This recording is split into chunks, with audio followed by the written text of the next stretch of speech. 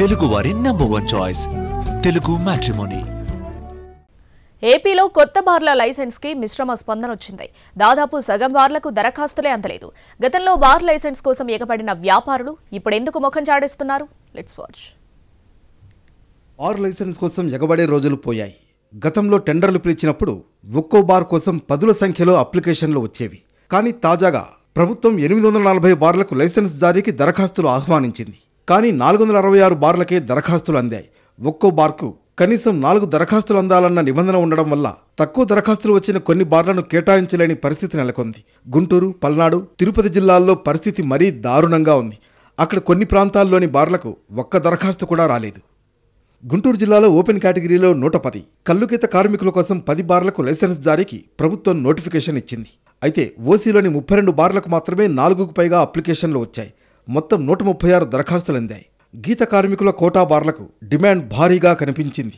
10 బార్ల కోసం 76 దరఖాస్తులు దాఖలయ్యాయి. గీత కార్మికులకు కేటాయించిన బార్లకు ప్రభుత్వం నిర్ణయించిన ఫీజులో 50% రాయితీ ఇస్తుండడం కూడా డిమాండ్కు కారణం.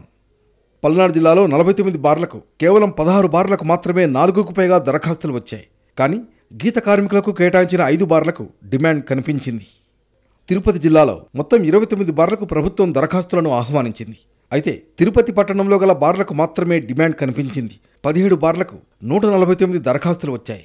శ్రీకాళహస్తి పట్టణంలోని బార్కు దరఖాస్తులు అందలేదు. గూడూరు పరిధిలో 3 బార్లు ఉంటే ఒకదానికే దరఖాస్తులు వచ్చాయి. సూళ్లూరుపేటలో 2 బార్లు, వెంకటగిరిలో 1 బార్కు ఎవరూ దరఖాస్తు చేయలేదు.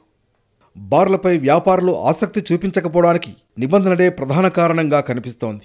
ఇప్పటికే మద్యం దుకాణాలకు పర్మిట్ రూమ్లకు అనుమతిచ్చింది ప్రభుత్వం. అందువల్ల ఎంఆర్పీకి మద్యం కొని పైసా అదనంగా చెల్లించకుండా పర్మిట్ రూమ్లో తాగి వెళ్లిపోయే అవకాశం ఉంటుంది.